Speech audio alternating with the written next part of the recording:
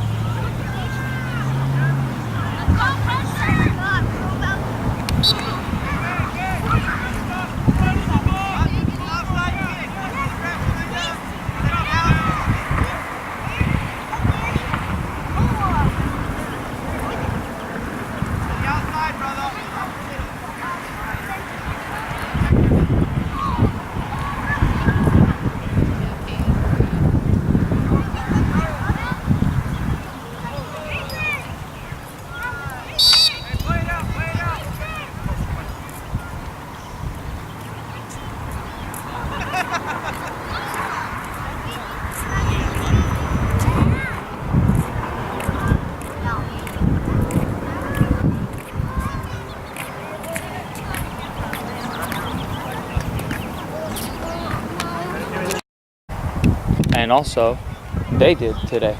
And Carter, I said, you will run for your yellow card. Unacceptable. But I understand because they were doing this, and it happens. I mean, it happens to me. We play, so we know. But hey, you pay the fine. You pay your punishment. But at the end of the day, you know, I was very proud. You know, nobody was doing anything dirty on our team. You know, I mean, we played physical, but they did some just nasty stuff. And I was very disappointed in their coach. Oh, when I was kicking the ball with Andres in the rest time, I could just hear him get loud and talk to them, like become aggressive and fight for the ball. You're giving up on the spaces. What's interesting is that they started well with the ball. They started very well, and all of a sudden they just kind of dropped it. Oh yeah, it was. I mean, that's you know the nature of the game, but it's also on top of that. You know, you score when you score a goal. Then he. Yeah. Oh man. Which team is this? Yeah, but I told the boys that I was very proud of it because Davis played very dirty. He's trying to throw the ball in.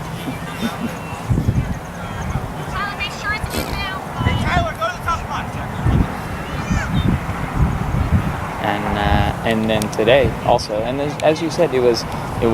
I thought, okay, this is going to be a fun game to watch because they possessed the ball very well. But the minute we scored, and then we scored again, he changed everything and started just Shooting hoping for. for the breakaways. Yep.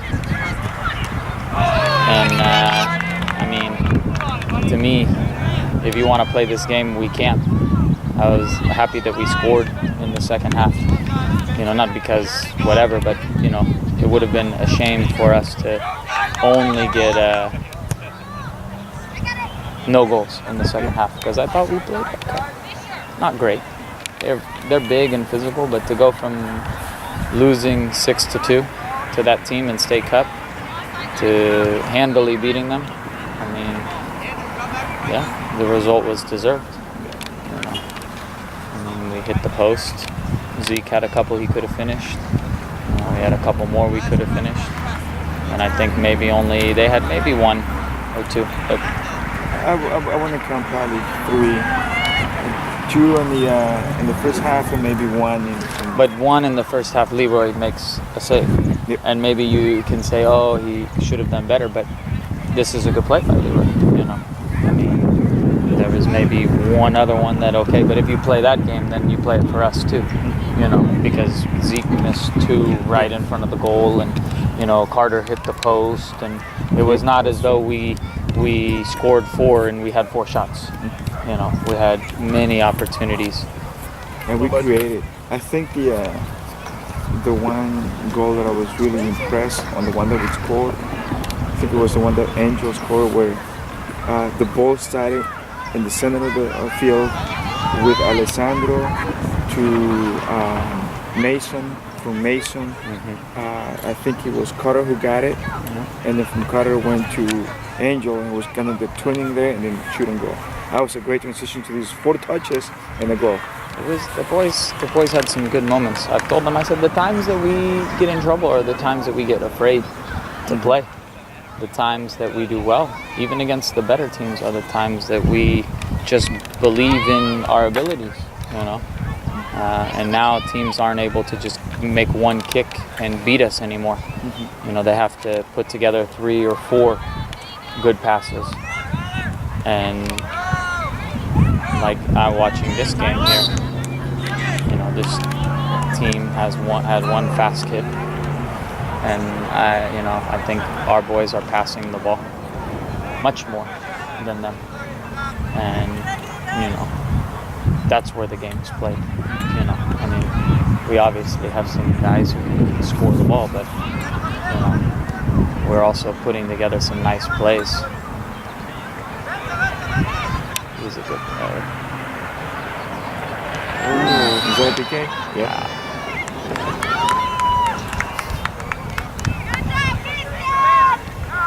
His older brother, this number 8 here, is on Bertine's older boys team. Very good player. I like him very much. 2 goals for Alessandro this weekend, huh? Yeah. I was telling him that. Wow, boy. Good thing we didn't agree on rewarding you per goal, because otherwise I would be broke. I told him, I said, we had talked. I said, the start of the first half, the second half, I said, you stopped keeping your position. You wanted to move forward. I know you want to score. And I pulled him out and I put him back in, and I told him, if you just relax and let the game come to you, good things will happen. And I said, you were in the right position. The ball came to you. You finished. Beautiful. I said, now if you had been out of position or too far back or too far forward, you would not have been here to score this goal. You know. So just remember, if we do things the right way, good things happen. And that's what I was telling him also. Because I try not to pressure both of them, because believe it or not, they both have a sense of competition against themselves. And Andres was It's good though, but I mean. But I try not to build up a pressure. I wanted to leave them. It's a good, safe competition that they have in between them. They have to compete. That's what I always tell the boys. I said, when we train, once warm-up is over, we compete. And we compete usually the whole training. and I want this because that's what it is. You should be able to compete once the game starts. Once training is over, okay, shake hands, you know, and go home. Everybody's safe, you know, but that competition has to be there. Otherwise, how do we prepare for life and the game? And everything is a And that's what I was telling him too today in the car. I said, look, it's good that you want to set yourself, because he told me, oh, Dad, when the game started, I was in the field and I was thinking, I'm gonna score today, I'm gonna score today, and I did. And I said, you know, that's exactly what you have to do for everything. You have to put your mind into something that you want to accomplish it, and when you do, it's very rewarding. How do you feel now? Oh, I want you to take me to a piece of steak. I said, I can't do that, but what I can do, I can take you to the best place in town. And typically when I say that, it's like we go to Costco and get the hot dog and stuff. He goes, no, I don't want Costco hot dog. I said, no, that's not what I meant. I want to take you to Five Guys and you're gonna get a burger. So he gets the burger, falls asleep. He's playing very well. I'm very happy. I told him in EJ, I said, I know you think, you know, that you're not always the goal scorer or the guy doing, but the work rate that they have in the midfield. Correct, and that's what I was telling him also the other day. He was saying that how much the team has changed bringing in Carter and RJ. You know, and I said, look, it's very good that we have it, because before you had to rely only on Angel or maybe Zeke, and then every so often you get lucky with EJ and someone else. Now you have all these guns. Mm-hmm. You have to use them wisely. Yep. And it's. But that's what I said. I said we have weapons, which is nice, but the heart of the team, I told them, is you two. Because if you don't work, if you don't play defense for us, then we never get it to them. You know, they just stand and wait. And yeah, there were a few balls there in the middle. It was when they started getting physical.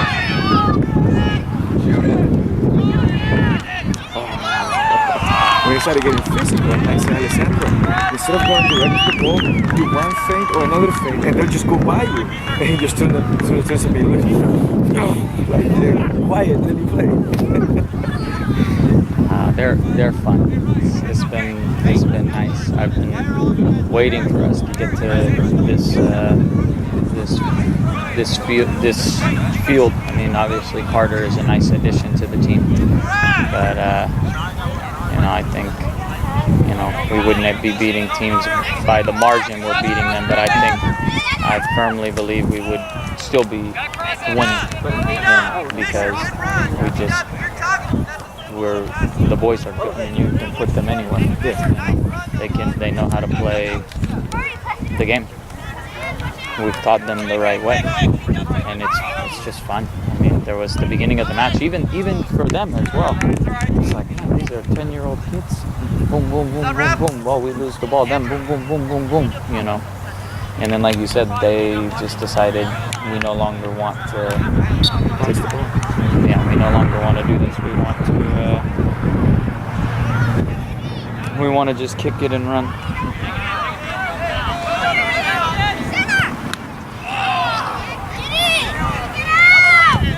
He's good. Oh, Benny is very good.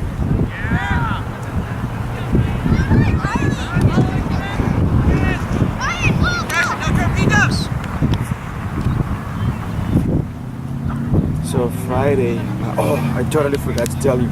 My friend gave me his stand on Friday, but I was so busy at work I completely forgot to bring it. I was going to bring it for the game yesterday. Well, I want to have the device that Leroy had built for himself, to buy one for the club, so that we can film here, the games, yeah. Even here, and just leave it in the shed, and then, you know, have it, you know, we need to take it over to Cordelia, because you know, up there is pretty good. You know, it's been nice watching the games. I saw, like, I watched the San Juan film, and we got dominated the second half. But we just kicked it. We just kicked, and that's what I told the boys against Placer. I said, I know you're not afraid, but this is a good team, and they're going to be physical and big, and, you know, believe in your abilities. Believe in the ball is no different today than it is, you know.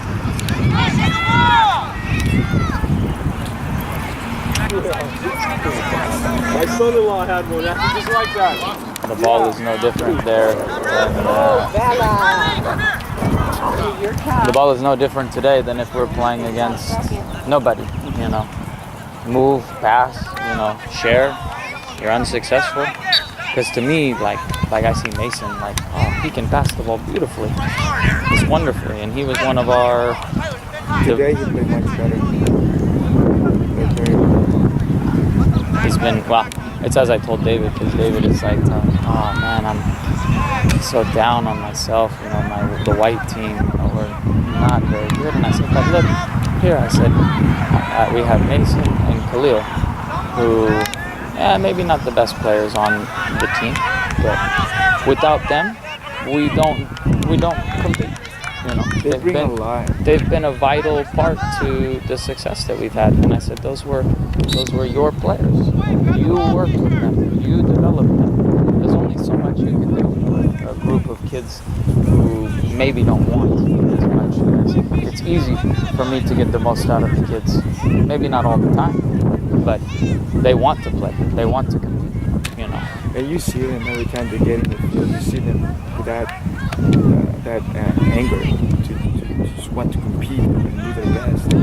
Yes, I did some an analysis of some of the trainings for some of the other coaches, and so I had Joel watch the boys train, and I said, "Oh, don't worry, you won't have to do anything. They know everything." And he goes, during the warm-up, they were, you know, just socializing and goofing around. And the minute the youth came over and said, okay, the training started, we're competing, he said it was like, boom, like somebody shot a lightning bolt into the training.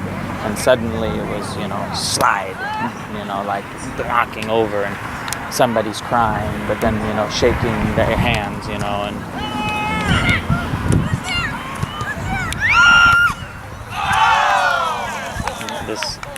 this is the way the training needs to be, and that's what we've talked about.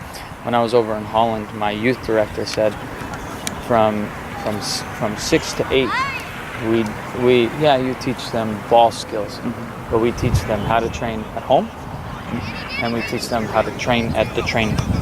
When I tell you to run from this cone to this cone, no, it's not a jog. It's a sprint, you know. When I tell you that, you know, we're now going to play possession, it's your best